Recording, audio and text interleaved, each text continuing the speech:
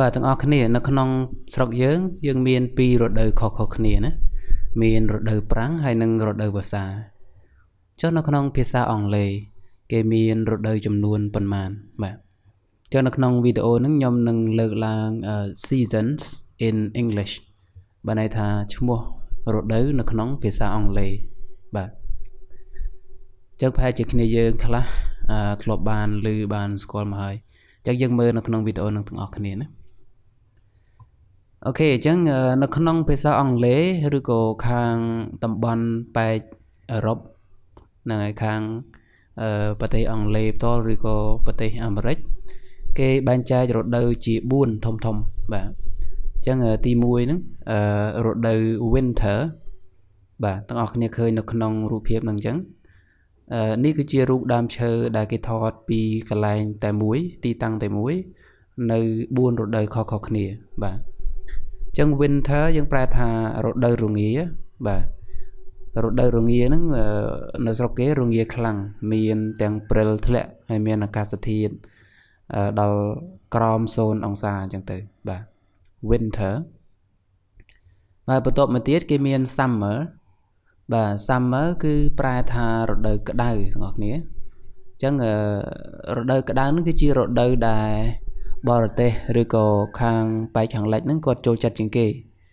ដោយសាររដូវក្តៅស្រុកគេហ្នឹងអាកាសធាតុល្មមបាទហើយមានថ្ងៃរះមានអីល្អហើយដើមឈើខៀវខ្ចីល្អបាទហ្នឹងហើយមានស្លឹកមានអីហើយស្មៅលាស់ល្អអញ្ចឹងទៅហ្នឹងគឺរដូវក្តៅបាទ summer បាទរដូវបន្ទាប់ហ្នឹងគេហៅថារដូវស្លឹកឈើជ្រុះបាទអ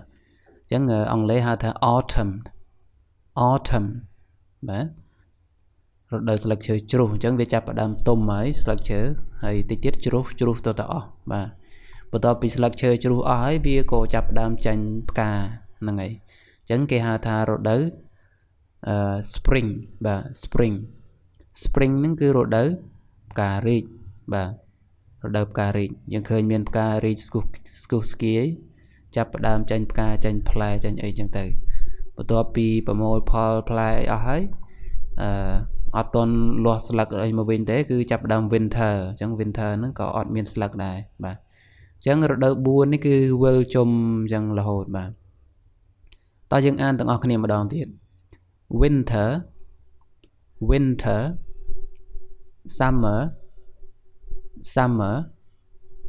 autumn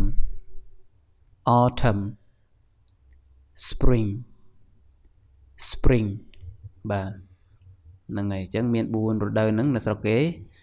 អញ្ចឹងយើងតែងតែឆ្ងល់ហើយថាអញ្ចឹងចាប់ពីខែណាទៅខែណាគេហៅ winter ហើយខែណាទៅខែណាគេហៅថា summer អញ្ចឹងយើងមើលទាំងអស់គ្នាបាទនេះគេបែងចែកទៅតាមខែនីមួយរដូវនីមួយមានចំនួន3ខែបាទអញ្ចឹងគេចាប់ផ្ដើមពី spring មុនបាទ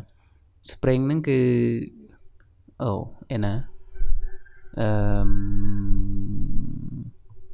អូខេយើងនិយាយពី winter មុនចុះបាទដោយសារ winter វានៅជិត January អូខេ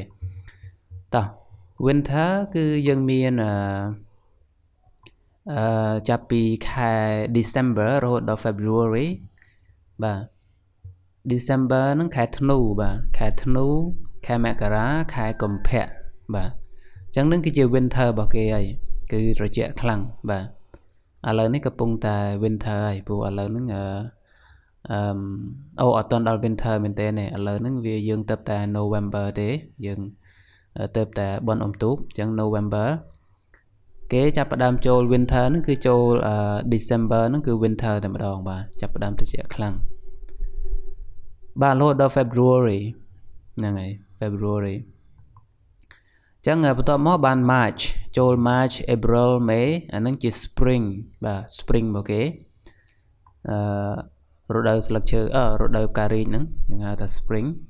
អ្នកគ្នាឃើញរូបផ្កាហ្នឹងអញ្ចឹងបាទអញ្ចឹងចាប់ពីខែ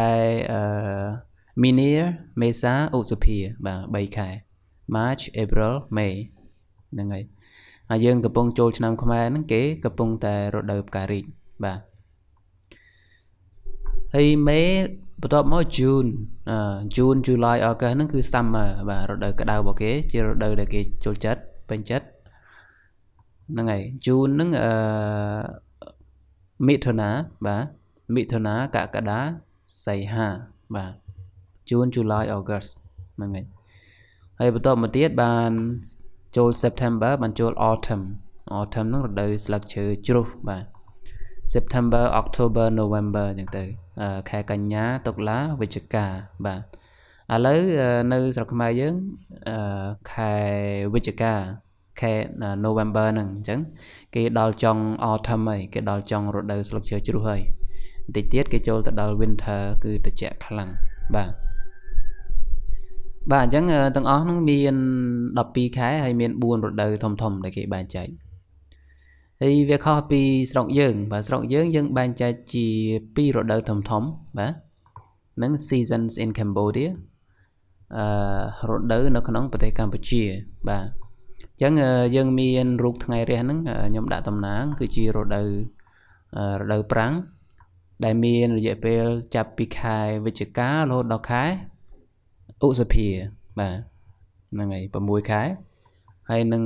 រូបនេះគឺរូបភ្លៀងបាទគឺជារដូវវស្សាចាប់ពីខែមិថុនារហូតដល់ខែតុលាបាទហ្នឹងហើយអញ្ចឹងយើងមានរូបភាពខុសគ្នាដាច់ស្រឡះមួយគឺរដូវប្រាំងហើយខាងនេះគឺរដូវវស្សា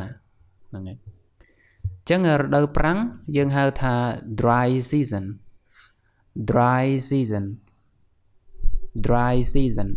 បាទប្រែថារដូវប្រាំងបាទហើយនៅរដូវប្រាំងនៅយើងមានអាកាសធាតុ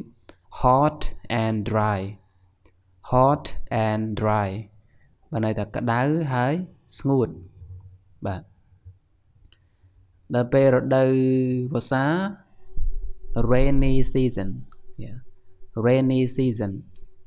បាទ rainy season គឺប្រែថារដូវវស្សាឬក៏រដូវភ្លៀងអញ្ចឹងទៅ rain ហ្នឹងគឺភ្លៀងបាទ rainy season រដូវភ្លៀងរដូវវស្សានឹងឯងហើយអាកាសធាតុយើងនៅរដូវវស្សាគឺ a lot of rain បាទគឺមានភ្លៀងធ្លាក់ច្រើននៅក្នុងរដូវវស្សាអញ្ចឹងយើងខុសពីគេមាន4រដូវធំហើយយើងមាន2រដូវធំបាទហ្នឹងហើយយើងកត់សម្គាល់ផងដែរថានៅភាគច្រើននៅពេលដែលចប់រដូវវស្សាចាប់ផ្ដើមឈានចូលដល់រដូវប្រាំងនៅចុងរដូវវស្សាបន្តិចហ្នឹងគឺយើងមានកូនរដូវត្រជាក់មួយយើងហៅរដូវរំហើយណារដូវរំហើយឬក៏លំហើយអធ្យាស្រ័យបងអ្នកខ្ញុំមិនសូវច្បាស់ហ្នឹងហើយរដូវលំហើយហ្នឹងហើយរដូវហ្នឹងគឺរដូវរៀងត្រជាក់ល្មមបាទហើយត្រជាក់យើងហ្នឹងយើងថាត្រជាក់ដល់ពេលគេអត់ត្រជាក់ទេគេមកលេងស្រុកយើងប៉ះរដូវហ្នឹងរដូវធ្លាក់ខ្យល់ហ្នឹងគេថាល្មមស្រួលបាទអូខេអញ្ចឹងយើងមើលតទៅទៀតខ្ញុំមានជាសំណួរខ្លះដែលគេសួរអំពីរដូវគេសួរថា how many seasons in Cambodia how manyនឹងប៉ុន្មានបាទ season រដូវអញ្ចឹងគេសួរថាតើមានប៉ុន្មានរដូវនៅប្រទេសកម្ពុជាឬក៏តើមានរដូវចំនួនប៉ុន្មាននៅក្នុងប្រទេសកម្ពុជាអញ្ចឹងទៅបាទអញ្ចឹងយើងអាចឆ្លើយប្រាប់គេបានបងប្អូនអាចមើលបាន There are two main seasons in Cambodia dry season the weather is hot and dry rainy season there is a lot of rain បាទអញ្ចឹងអានម្ដងទៀត There are two main seasons in Cambodia dry season the weather is hot and dry rainy season there is a lot of rain បាទអញ្ចឹងយើងប្រែមកទាំងអស់គ្នាសាក stop វីដេអូរៀនប្រែខ្លួនឯងសាកមើលហ្នឹងហើយអូខេខ្ញុំសូមបង្ហាញតែម្ដងបាទប្រទេសកម្ពុជាមានរដូវសំខាន់2បាទ main នឹងសំខាន់ main វាស្មើនឹងពាក្យ important ដែរបាទ main សំខាន់ main season គឺរដូវសំខាន់2 two main seasons រដូវប្រាំងគេថា dry seasons the weather is hot and dry រដូវប្រាំងអាកាសធាតុក្តៅស្ងួតបាទហើយដល់ពេល rainy season there is a lot of rain រដូវវស្សាមានភ្លៀងធ្លាក់ច្រើន បាទនឹងហើយយើងអាចប្រាប់គេបានត្រួសពីរដូវនៅស្រុកយើងបាទអូខេអញ្ចឹងអរគុណច្រើនវាមិនវែងទេវីដេអូនេះខ្លីគួរសមហើយយើងសង្ឃឹមថាអ្នកនរគ្នានឹងទទួលបានចំណេះដឹងច្រើនពីវីដេអូនេះអរគុណសម្រាប់ការទស្សនាតាំងពីដើមរហូតដល់ចប់ជួបគ្នានៅវីដេអូក្រោយបាទ